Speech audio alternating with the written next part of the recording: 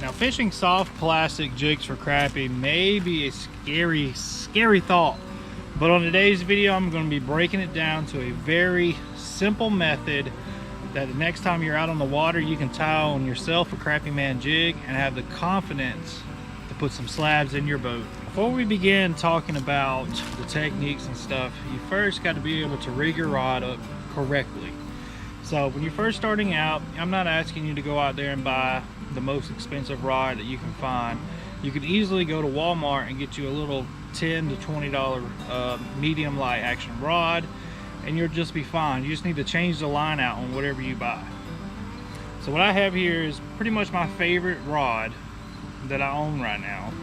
It's a medium fast 5/6 ACC crappie sticks. Now, do you need the ACC? No, I'm not sponsored by any of the line, any of the reel, any of the rod. Let's get that out in the picture. But I really do love this rod. It's one of the only ACCs that actually has a really good tip on it that you can actually feel the bite. A lot of their other stuff, it's kind of hard, but you know, that's for a different video. So get your favorite rod. It doesn't really matter. Like if you like a 7-footer, if you're coming from bass fishing, that's fine. But I would suggest a 5 to 6 foot rod when you're first starting out. Now the line that I run is Vicious line. It's really cheap. It's like $6 and you'll be good for like 2 years. I like 4-pound tests, but if you're just starting and you're scared you're going to break off, you can go up to 6-pound, but I do recommend 4-pound test line, high vis, which high vis basically means it's the yellow line. And what that does when you're jig fishing, you're able to see the line jump and watch your line as it's in the water. If you're fishing in the wind and stuff, you're able to see that line just pop up, set the hook, got you a big old slab. This is a PC Fun 500. They actually sent me a couple reels a couple months ago, and I've been using this one for a while.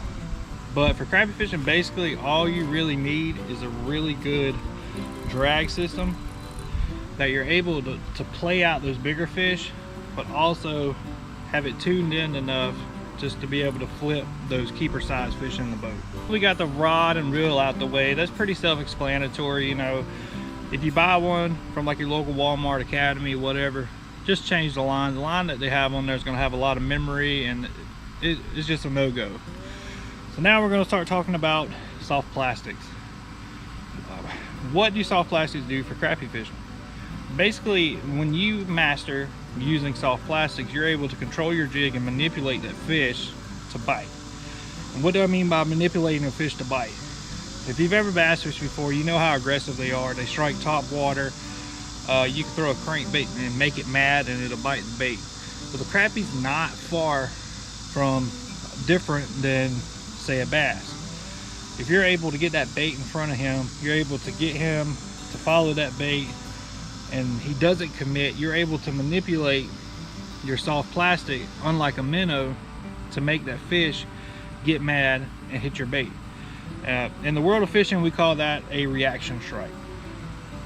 And basically what that means is if somebody comes after you with a baseball bat and you need to defend yourself, what you gonna do? You're gonna hit his butt back with a baseball bat.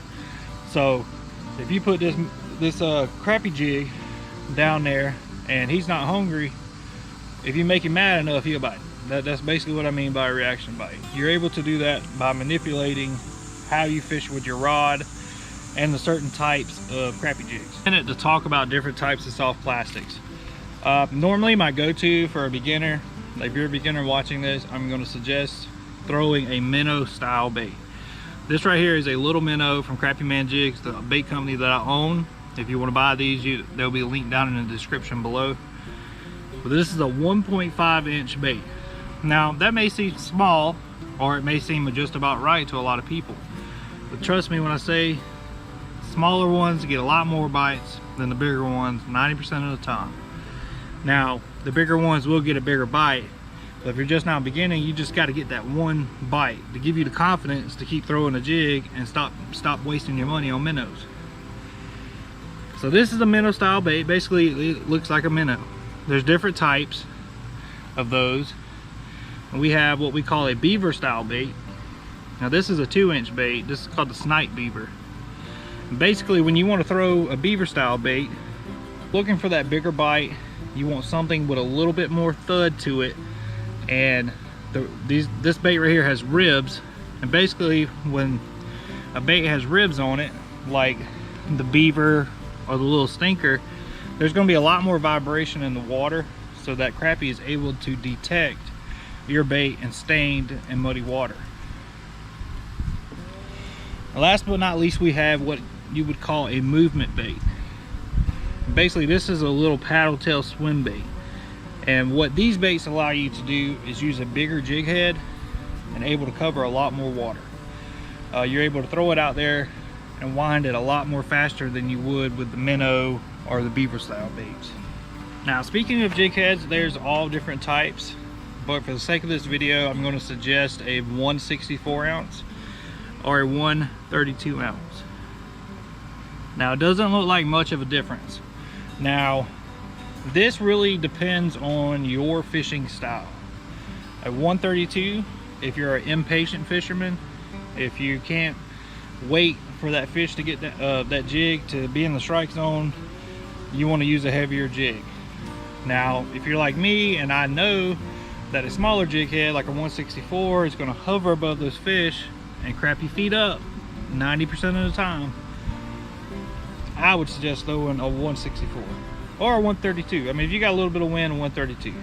But those are my two suggestions for beginners, because you're able to manipulate these two jig heads a lot more than a jig head that's falling fast and it's going right past the fish. Let's talk about rigging these up. So you've got a jig head. Now, there's different types of jig heads. You have round jig heads, you have pill jig heads, you have jig heads with eyes, jig heads with color, etc. But this is how you rig it up.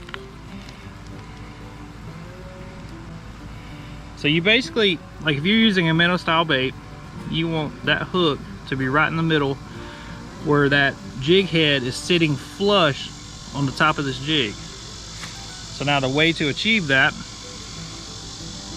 you're going to come in here and you're going to thread it down until it starts to curve a little bit. Now once it curves, you're able to pop right out the back, right there, and it'll sit flush right there on that jig head. And it'll sit just like that. Now, as far as knots go, I have a couple knots on the channel. But what I do suggest is a loop knot.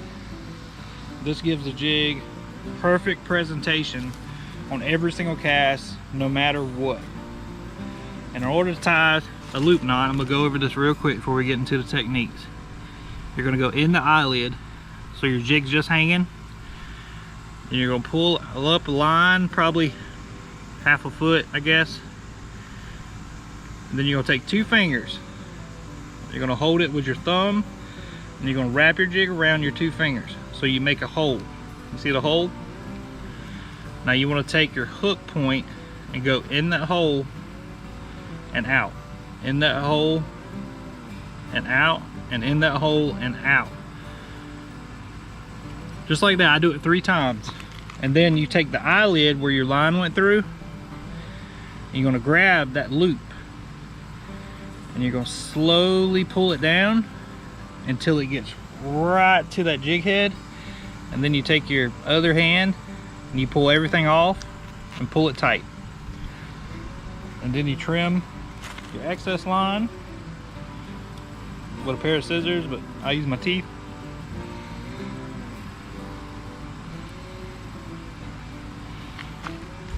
And you're left with a loop. Perfect loop knot. Now what this does, see, soft plastics are going to float majority of the time. Now if there's a lot of salt added to it, like a bass lure, it's not going to float. But most of your crappie fishing lures are going to float. So when this is in the water, the jig's going to float up. And that loop's going to allow it to be perfectly horizontal at all times. That's why I suggest a loop knot. Now in my opinion, when you're first starting out, there's probably hundreds and hundreds of techniques that you could be doing. You know, as you get better, you figure out stuff that works better. But so in today's video, we're going to go over 3 of what I believe are the major keys to catching your first crappie or catching a bunch of crappie. And believe it or not, this is a lot simpler than what everybody else makes it look like. So now the first technique we're going to go over is going to be like your bread and butter. You're going to be able to use this technique over brush piles, at bridge pylons, at docks, whatever. And it's basically, you're going to take your rod and you're going to flip out probably 8 feet of line. You know, given what time of year it is, you may put more, you may put less. That's time on the water. You'll be able to figure out where they're at.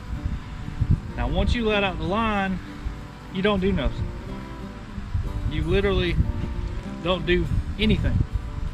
You're going to let that jig pendulum back to you.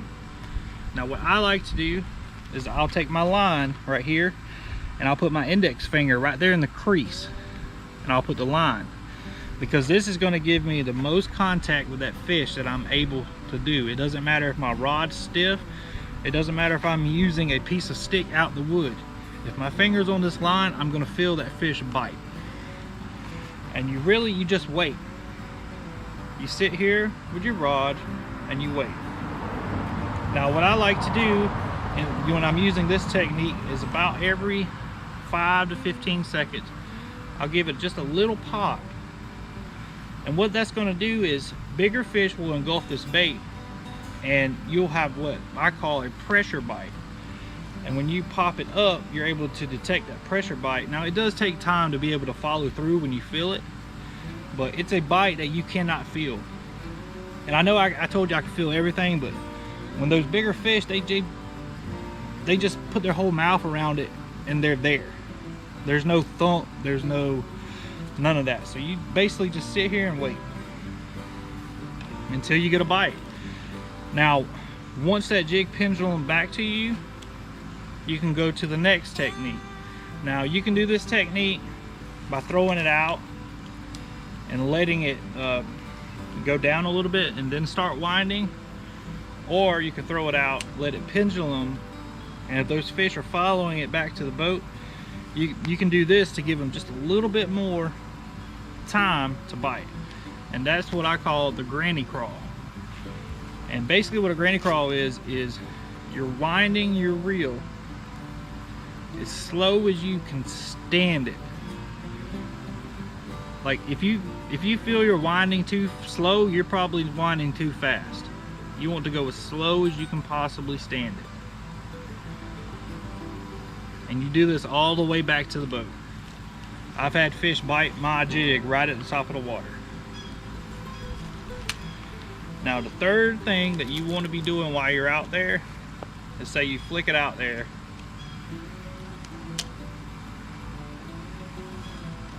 and you've got a bite out there. The third way that I'm going to tell you how to get a bite, as soon as that jig hits the water, drop your rod. And what that's going to do is allow that jig to drop straight down where it's at. So you count, 1 Mississippi, 2 Mississippi, 3 Mississippi, and you're going to be around 3 to 2.5 to 4 feet. You can never really know. And then you're going to whine a little bit, pop. Whine a little bit, pop. Now there's not really a name for that technique. It's my dad's thing, I guess, the crappie man himself. He uses that a lot, and by golly, that man can catch some fish. But hopefully you learned something on today's video. Just a little general breakdown about how to fish these soft plastics. Now if you're still more comfortable fishing with minnows, by all means get you out a bunch of poles with minnows, and then have one pole with a jig on it that you can fish while you wait on the fish to bite the minnows. And once you get enough confidence with this jig, I can guarantee you're not going to be buying no more minnows.